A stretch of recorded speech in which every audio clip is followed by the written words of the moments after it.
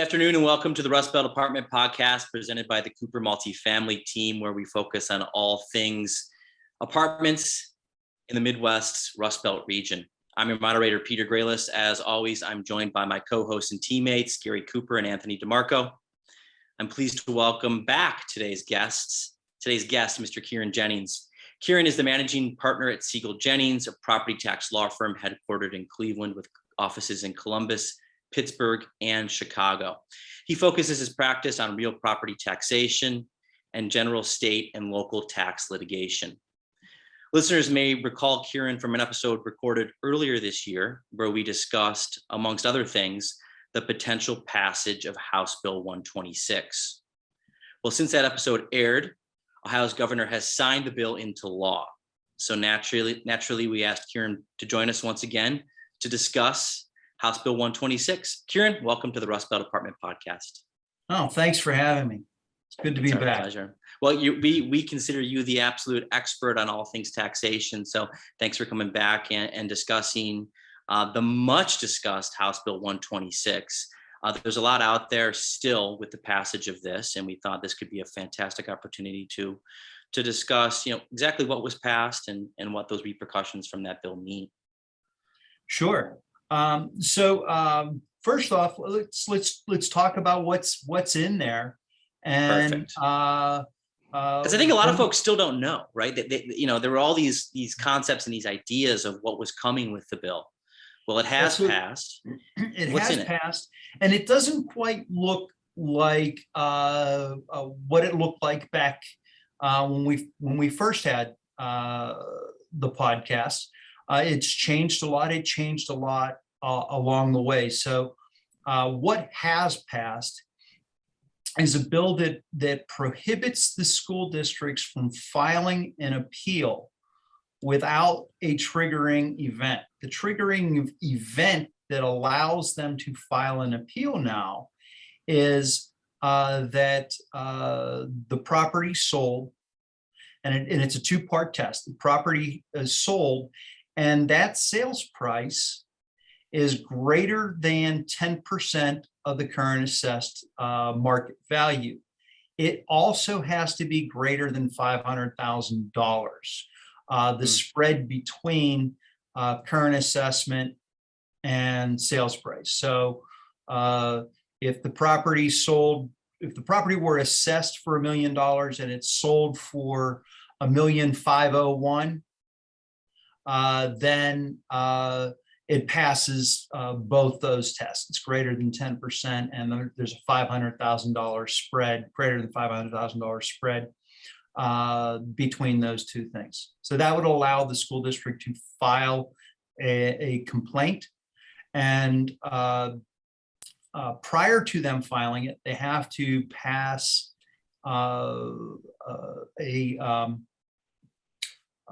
resolution. Pardon me? A resolution, huh? A resolution, yeah. Thank you for helping me pull out those big words that failed me. So they have to pass a resolution at the school district meeting and give notice to the property owner that this is going on. What else has happened?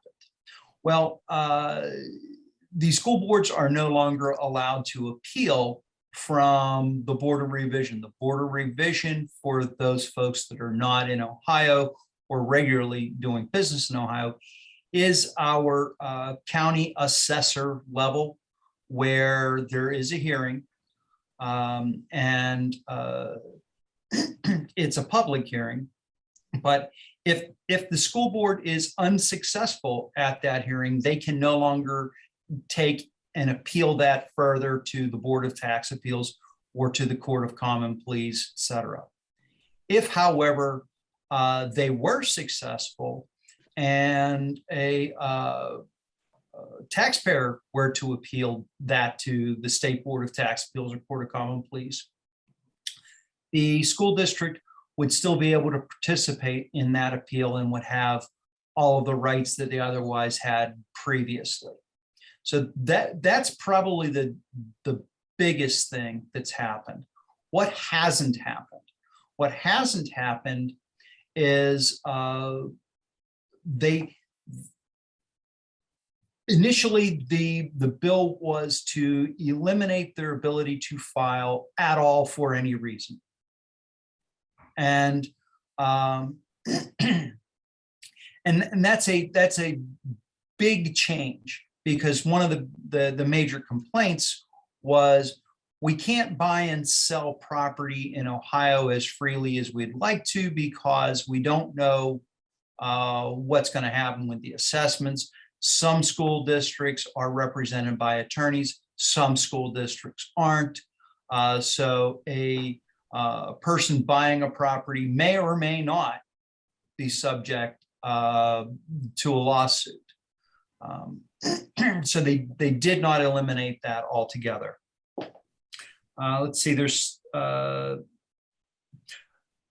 other aspect that has happened, is that previously a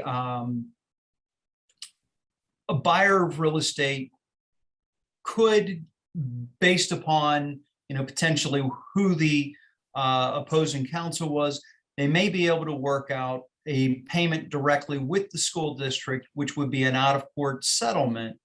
And for many taxpayers, that was their only recourse to maintain uniform taxation with their competitive set. That tool has been removed from taxpayers and school districts in terms of trying to settle these cases outside of court, outside of the boards. So that's no longer available. That's been a huge planning tool for people recently. We've just really seen a lot of the private pay agreements out there, and that process utilized a lot. Yeah, and that was soundly rejected by both the Republican and the Democrat members of the House and Senate. It was not well received. So that's a tool which is probably dead forever. Do you think they saw that as like a backroom dealings and it just wasn't on the up and up? So there's actually an attorney general's opinion. Interestingly enough, the attorney general's opinion was written at the time when the current governor was the attorney general. But there was an attorney general's opinion written that said that it was perfectly legal. But what they did not like is that there was not transparency to it, because it was between the school districts and taxpayers. Sure. Well, so was the initial lawsuit. and not all lawsuits, and in fact, I would say that most out-of-court settlements are done with a clause associated with, this shall remain confidential, et cetera, et cetera.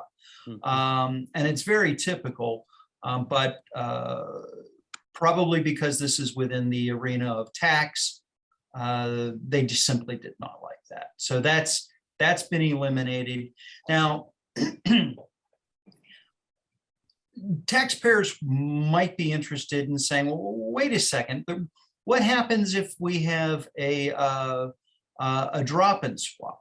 Well, what's a drop-in swap first? Drop-in swap is seller takes their property, which is maybe owned by 123 LLC, and they drop it into ABC LLC. Seller comes along and buys ABC LLC. That's what we sort of call a drop-in swap.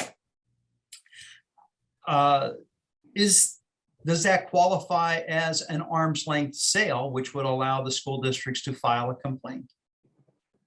Well, I don't know. It's not clear.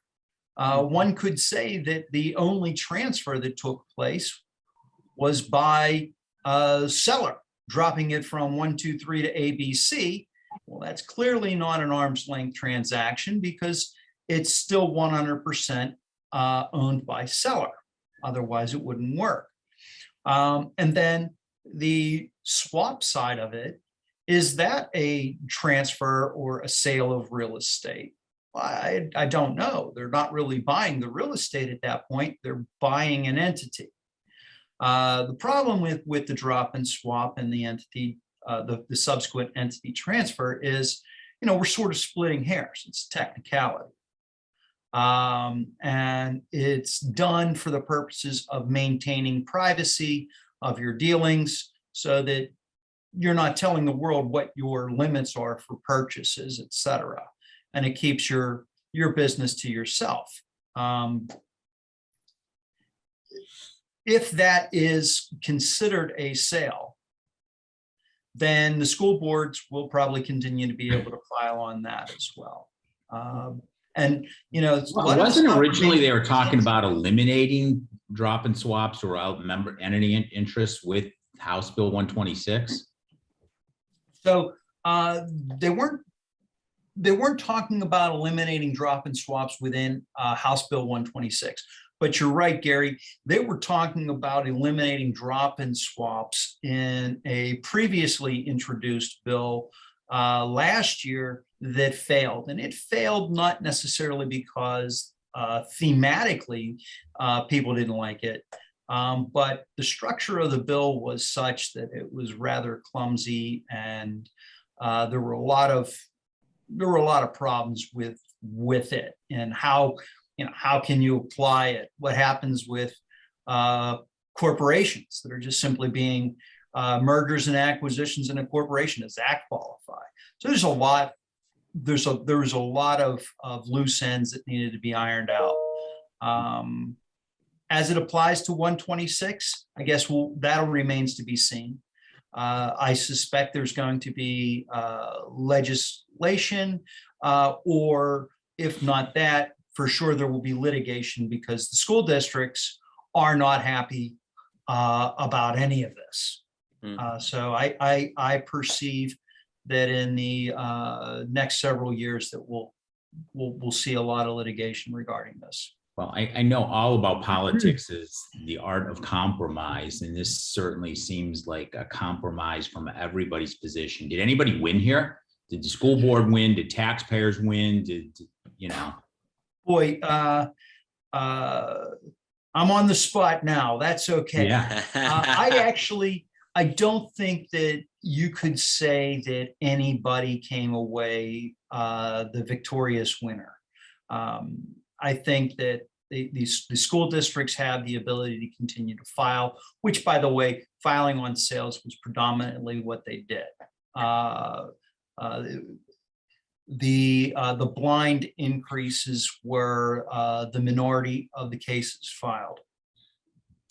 The elimination of the direct pay is a tremendous blow to taxpayers, because they cannot resolve this out of court. No, I don't think anyone's coming away from this particularly thrilled. There's probably a small slice of folks that had been harassed by the school districts, where they had owned their properties for a long period of time, improved their properties, and didn't feel it was right for the school district to just simply single them out and file on them. And quite frankly, I agree with them that really wasn't right for them to be singled out. But that again is a small slice of who are typically targeted by the school districts for these types of complaints. All right, so Kieran, I have a question, and this kind of goes back to the beginning when you talked about having a triggering event, and recently, so prior to the bill passing, what we've talked about a lot of times, especially when individuals were doing the drop and swap transaction, what would happen is kind of the triggering event, and for them to get the adjustment of the taxes is when the mortgage when the mortgage is filed. What you're saying now, the triggering event seems to be a lot more, I guess, defined, in that there has to be a sale. And because the drop and swap, we don't really have an answer as to whether or not that's a purchase or not, or an arm's length transaction. how does the mortgage being filed affect it? And is it still a trigger for the school boards? So I wouldn't call it a trigger, but it's certainly a barometer, right? You see it using our example of the $1 million and the million 501. You know, if you've got if you have a mortgage that's for, you know, 800,000, 900,000, $1 million, well, clearly, you know that the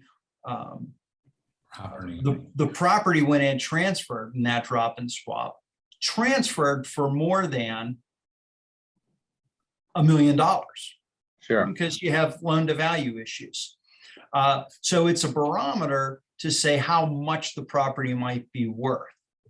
And then they would be able to do discovery, et cetera, if the drop and swap qualifies as a sale. So the first step for the school district is, do they have, and I'm going to try not to sound lawyerly and get into the weeds, but do they have standing to file the case? Step one. If the answer is yes, then you go to step two, which is, okay, prove your value. So we'll still have them, though they're going to have to go through that. And a mortgage could be associated with prove your value, or an appraisal could be done. So even though they may not be able to engage in discovery at that early level, they could go out and hire an appraiser to appraise the property based upon the triggering event of the sale. Well, I guess one of the silver linings, right, is we've had a lot of clients. Obviously, Northeastern Ohio is not a very high velocity market. So most people are more likely to refinance than they are to sell their property. And in the past, we've had a lot of folks really concerned about refinancing because, again, what if Anthony was talking about with mortgages triggering real property valuations, and I know even probably, I think entities that you're associated with, you know, you were really cautious on refinancing. You know, does House Bill 126 alleviate most of those concerns? It does, actually. In fact, when it passed, myself and my partners that are in my real estate partners, we were both excited about it and disappointed with it, as we've discussed, because we're sort of in the buy, hold, and hold forever type of club. So we're missing on the buy, because they still can get us, but on the hold forever, we talked shortly after passage, hey, maybe we should refinance before interest rates get out of hand. And I think you're perfectly safe in that environment of being able to take your money back out of it. So yeah, there's definitely some strong points to this. Yeah, no, we see that with a lot of our clients. And like I said, it's either held back, or again, they cross-collateralize mortgages just to try to make it more confusing, because that was the kind of a tax planning move a little bit. So again, I think hopefully this eliminates some of that. The other thing that's a benefit from us, or at least to us on the brokerage side, because we get into this argument on every PSA, is basically, even if there is a triggering event and the school board can still file the appeal, they can't do the retroactive appeal that they've done in the past, right? They've got to wait basically to the next tax year. That's absolutely correct. And thank you for bringing that up. I did miss, as we were going through it, is that if they traditionally, if they purchased the property in February of 2022, the school district would file, and they would actually get back taxes for all of 2021, in time period where you didn't even own it. Now, what happens is they have to wait on that 2022. And they have to wait until 2023 To to file. file on that property. Yeah, it for a lot of counsel and real estate and brokers, that solves a problem that we're constantly getting hit at. Now in a seller's market, sellers are basically saying, hey, this tax duplicate, that's, we're not reprorating. Tough. It's your problem. And again, in a lot of these instances, that a missing adjustment, they could end up paying, hundreds of thousands of dollars, if not more, for a period of time in which they didn't own property. So it was nice to see that added to that bill, at least. Right. No, that's I think very helpful for people. On our last episode, Kieran, you had mentioned a theme of fair and uniform taxation, which I think is something we'd all want to see. It appears as though House Bill 126 takes some steps towards that, but also some steps away from that. Yeah, actually, House Bill 126, we at one point in time, we were discussing with some folks at the State House about uniform taxation. And I think that there were some folks that were very interested in it. I think there's still some folks that are very interested in it. But House Bill 126 was such a locomotive as it came through that, and then because it started, if you recall, it started as just requiring notification and passing a resolution, and then swept through the Senate and was school districts can't file it all. Forget about them. It was napalm. Okay, Yeah, sure. And then it got stopped by the House. They went back through and said, let's talk about this. And you got to this this bill that currently survived. All that in terms of legislative action took place very rapidly.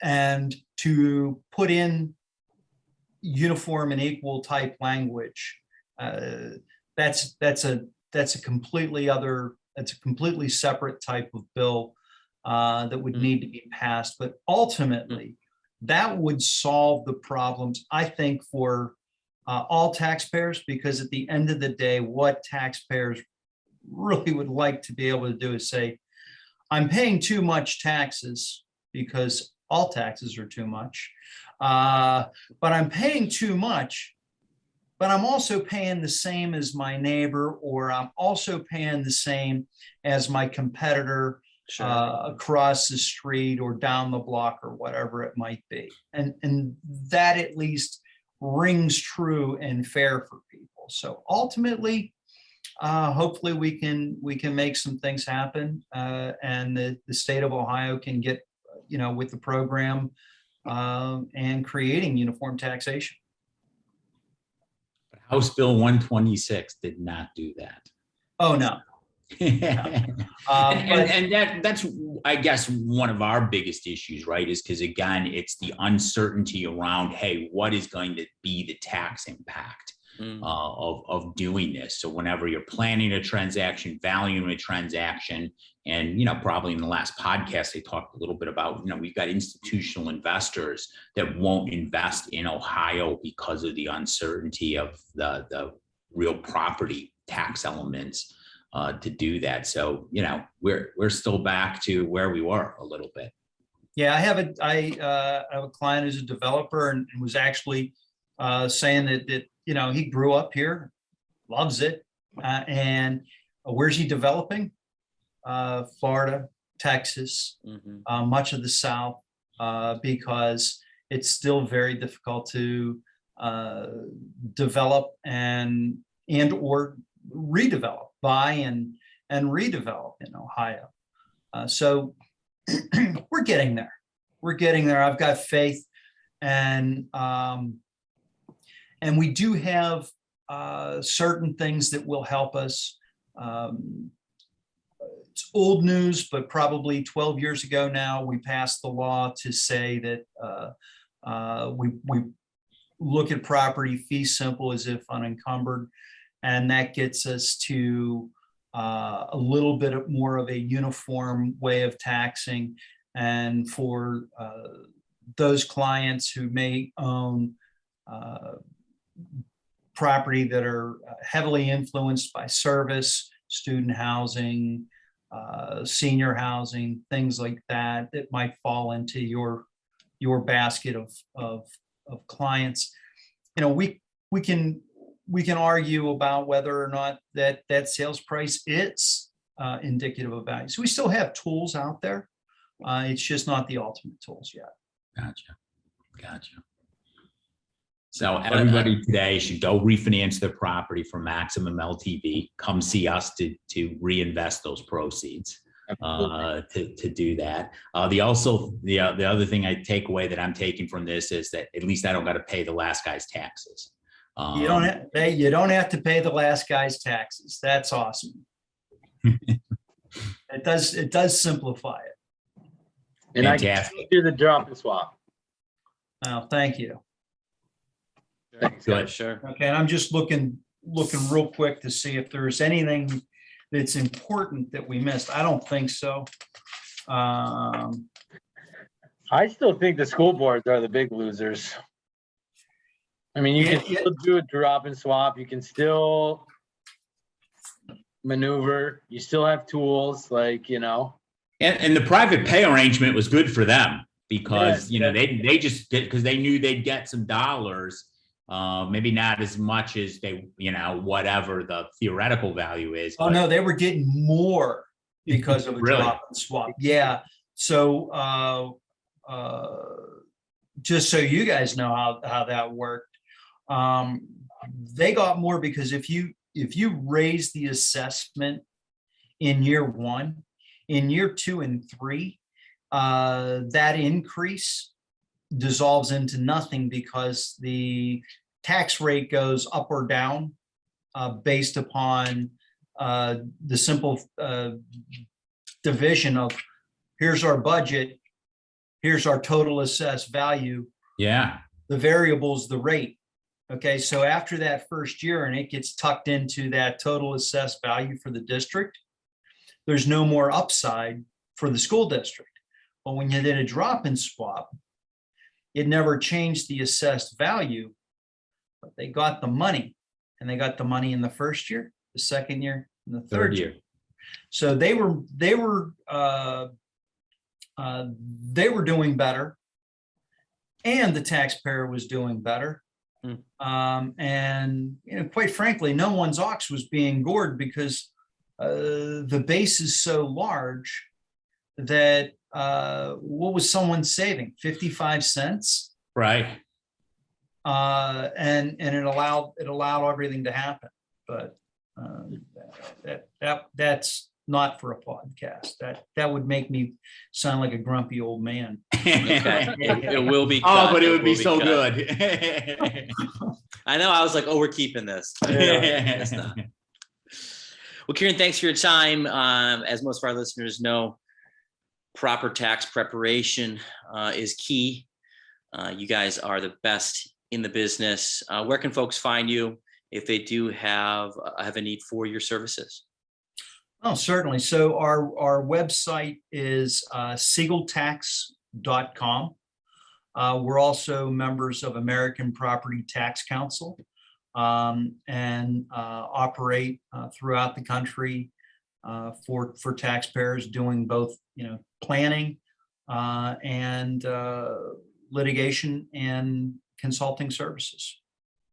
Fantastic. And we'll also include your full contact information on the pod as well. Once again, thanks for your time. I think we did a pretty good job here of shedding some light on House Bill 126. Thanks for joining us. All right. Appreciate your time. Thanks, everyone. Thank you. Bye-bye.